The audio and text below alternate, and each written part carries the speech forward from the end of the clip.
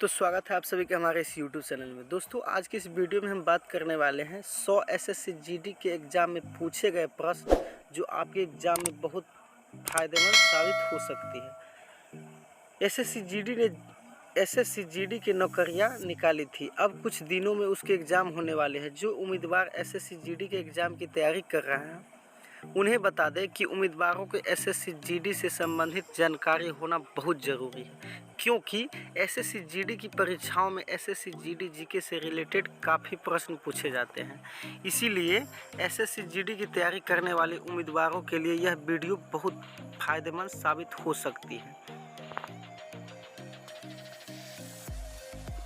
बता दें कि एसएससी जीडी से संबंधित काफ़ी महत्वपूर्ण प्रश्न और उत्तर हमारे वीडियो के माध्यम से आप लोगों को पहुंचाने की कोशिश करेंगे। इसीलिए आप वीडियो को शुरू से लेकर एंड तक ज़रूर देखिए और वीडियो को स्किप बिल्कुल भी मत कीजिए। तो आइए दोस्तों वीडियो को शुरू करते हैं। पहला क्वेश्चन है आपके सामने। पहला क्वेश्चन है, किस राज्य में हाल ही में प्रधानमंत्री उज्ज्वला योजना शुरू की गई है? तो इसका राइट आंसर हो जाएगा दोस्तों तेलंगाना। तेलंगाना जो हाल ही में प्रधानमंत्री उज्ज्वला योजना शुरू की गई थी। अगला क्वेश्चन है कि जब क्लोरोफिल प्रकाश अवशोषित करता है यह उत्तेजित हो जाता है और उत्सर्जित करता है। क्या उत्सर्जित करता है? इलेक्ट्रॉन।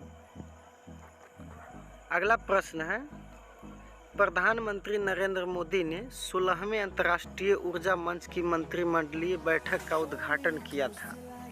कहाँ किया था?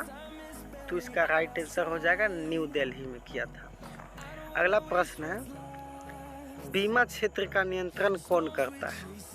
बीमा क्षेत्र का नियंत्रण कौन करता है? तो इसका आंसर हो जाएगा IRDA। अगला प्रश्न है, पानी की अस्थायी कठोरता को दूर करने के लिए कौन सी विधि का प्रयोग नहीं किया जा सकता है? तो इसका आंसर हो जाएगा उबालना। अगला प्रश्न है, भारत का उपग्रह भास्कर प्रक्षेपित किया गया था।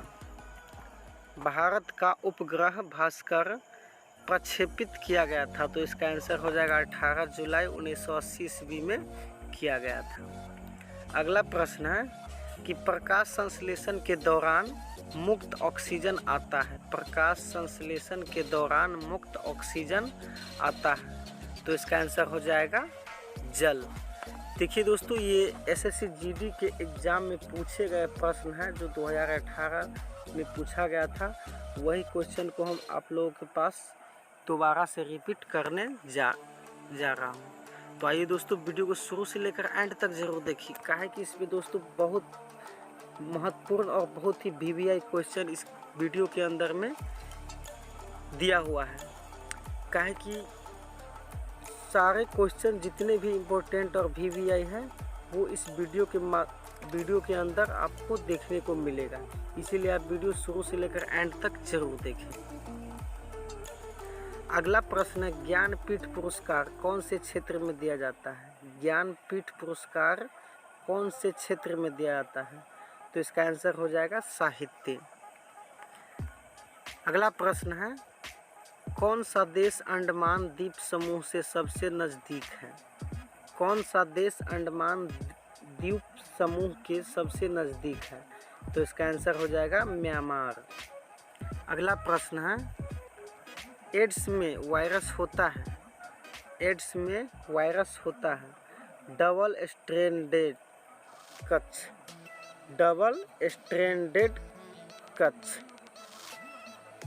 अगला प्रश्न है, किस देश ने सर्वप्रथम महिलाओं को मताधिकार दिया है? किस देश ने सर्वप्रथम महिलाओं को मताधिकार दिया है? तो इसका आंसर हो जाएगा न्यूजीलैंड। अगला प्रश्न है दोस्तों, आधारभूत एसआई इकाइयों की संख्या है। तो आधारभूत एसआई इकाइयों की संख्या कितनी है? 7। अगला प्रश्न है, एक नाव डूब जाएगा जब यह अपने के बराबर जल को स्थापित करेगा। एक नाव डूब जाएगा जब यह अपने के बराबर जल को स्थापित करेगा। तो इसका आंसर हो जाएगा वजन। दोस्तों, अगर इसमें जो भी क्वेश्चन आपको वीवीआई और महत्वपूर्ण क्वेश्चन लगे, उस क्वेश्चन को आप अपने कॉपी या किताब में लिख ज़रूर लें, ताकि आपको बाद में दोबारा से कभी भी देख कर के रिवीजन कर सकते हैं। अगला प्रश्न है, बहमनी साम्राज्य की स्थापना की गई थी। बहमनी साम्राज्य की स्थापना की गई थी, किसके द्वारा की गई थी? अलाउद्दीन हसन द्वारा। दोस्तों, इसमें क्या है कि आप लोग कुछ क्वेश्चन पहले से जानते होंगे। अगर आप कुछ क्वेश्चन जानते हैं तो आप हमें कमेंट बॉक्स में ज़रूर कमेंट कीजिएगा कि आप कितने क्वेश्चन का जवाब पहले से जानते थे। अगला प्रश्न है, यूरो किस देश की मुद्रा नहीं है? यूरो किस देश की मुद्रा नहीं है? स्विट्जरलैंड की। इसका आंसर हो जाएगा स्विट्जरलैंड। अगला प्रश्न है, कौन सी लकड़ी खुली हवा में रखने पर जल्दी खराब हो जाती है? कौन सी लकड़ी खुली हवा में रखने पर जल्दी खराब हो जाती है? तो गीली लकड़ी। इसका आंसर हो जाएगा गीली लकड़ी। अगला प्रश्न है, यदि एक कोशिका का व्यास 2 गुना है तो इसमें पानी की वृद्धि होगी?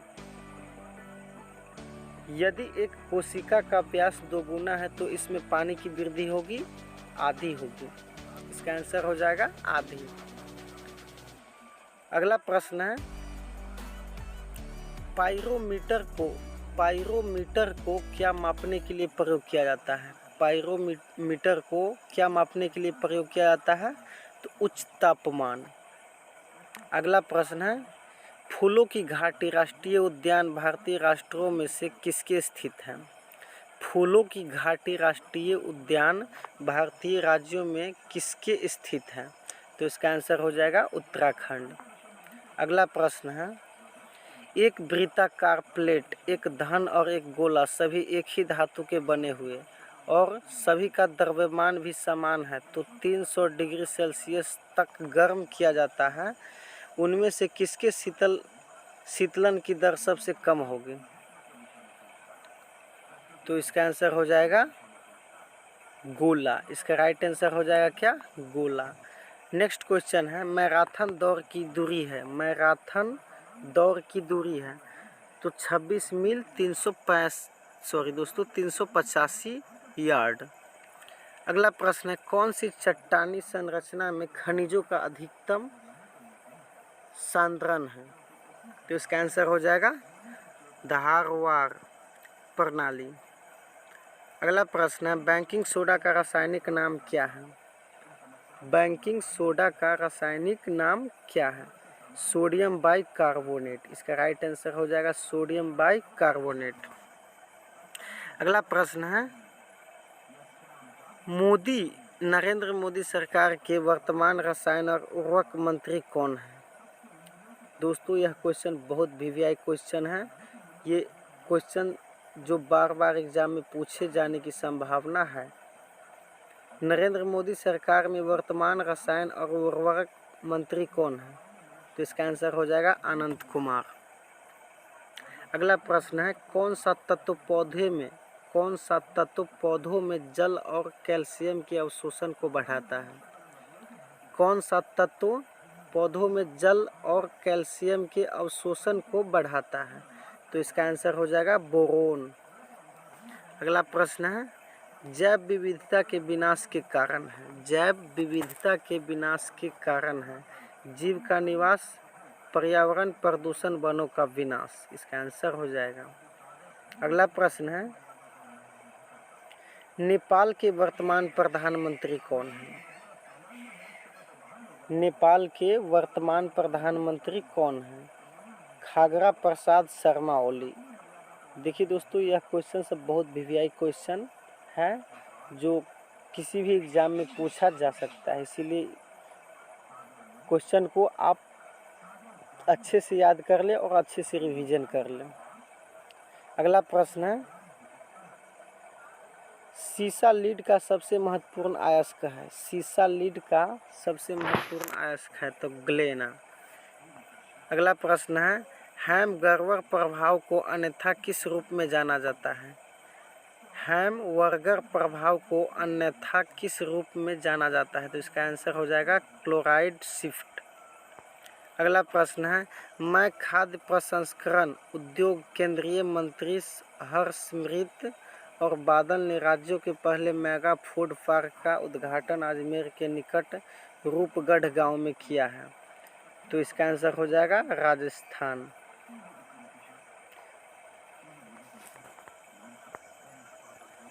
अगला प्रश्न है रावी नदी पर निर्मित सबसे ऊंचा बहुउद्देशीय बांध है। रावी नदी पर निर्मित सबसे ऊंचा बहुउद्देशीय बांध है तो रंजीत सागर बांध।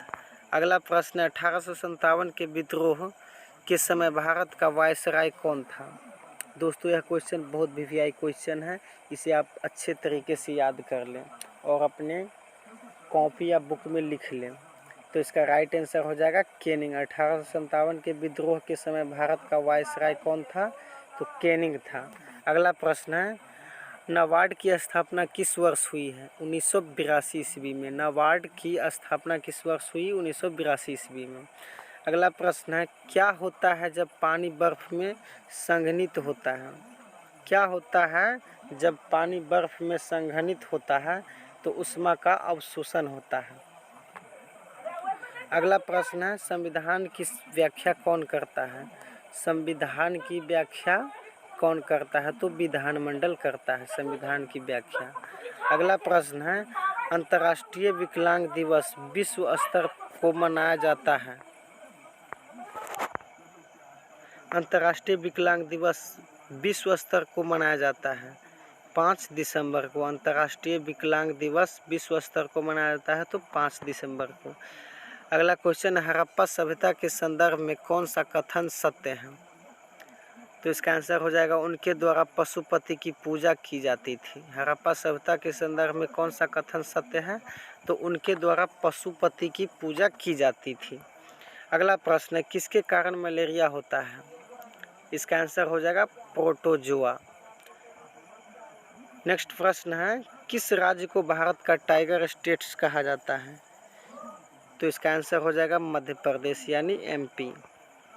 अगला प्रश्न है हाइड्रोजन बम किसके विकसित किया गया? हाइड्रोजन बम किसने विकसित किया? तो इसका आंसर हो जाएगा एडवर्ड टेलर ने। अगला प्रश्न है निक्योन ने न्यूक्लियोन है प्रोटोजोन और न्यूट्रॉन। अगला प्रश्न है दूध का दही में किण्वन किसके कारण होता है? दूध का दही में किण्वन किसके कारण होता है? तो इसका राइट आंसर हो जाएगा लैक्टोबैसिलस। लैक्टोबैसिलस। अगला प्रश्न है भारत के वनस्पति सर्वेक्षण का मुख्यालय कहाँ है? भारत के वनस्पति सर्वेक्षण का मुख्यालय कहाँ है? कोलकाता में। अगला प्रश्न है गैल्वेनीकरण है तो इसका आंसर हो जाएगा जिंक और लोहे का निक्षेपण। अगला प्रश्न है विकिरित ऊर्जा का प्रतिशत जो सतत द्वारा परावर्तित होता है उसे कहा जाता है अल्बिडो। अगला प्रश्न है अधिकतम संश्लेषित गतिविधि होती है। अधिकतम संश्लेषित गतिविधि होती है तो इसका आंसर हो जाएगा प्रकाश के नीले और लाल क्षेत्र में। अगला प्रश्न है व्हाट्सएप के सह संस्थापक और सीईओ का नाम बताइए जिसने मूल कंपनी फेसबुक से इस्तीफा देने की घोषणा की है। दोस्तों यह क्वेश्चन बहुत इंपॉर्टेंट और वीवीआई क्वेश्चन है, इसे अच्छी तरीके से याद कर लें। व्हाट्सएप के सह संस्थापक और सीईओ का नाम बताइए जिसने मूल कंपनी फेसबुक से इस्तीफा देने की घोषणा की है। तो इसका आंसर हो जाएगा जन कॉम। अगला प्रश्न है बीमा क्षेत्र का नियंत्रण कौन करता है? बीमा क्षेत्र का नियंत्रण कौन करता है? IRDA। अगला प्रश्न है सेक्स हार्मोन की खोज किसने की? सेक्स हार्मोन की खोज किसने की? तो इसका आंसर हो जाएगा यूजेन स्तानेच ने। ये भी क्वेश्चन बहुत इंपॉर्टेंट है दोस्तों, इसे याद कर ले बहुत अच्छी तरीके से। अगला प्रश्न है, आयोडीन को किसके द्वारा आयोडीन और पोटेशियम क्लोराइड के मिश्रण से अलग किया जा सकता है?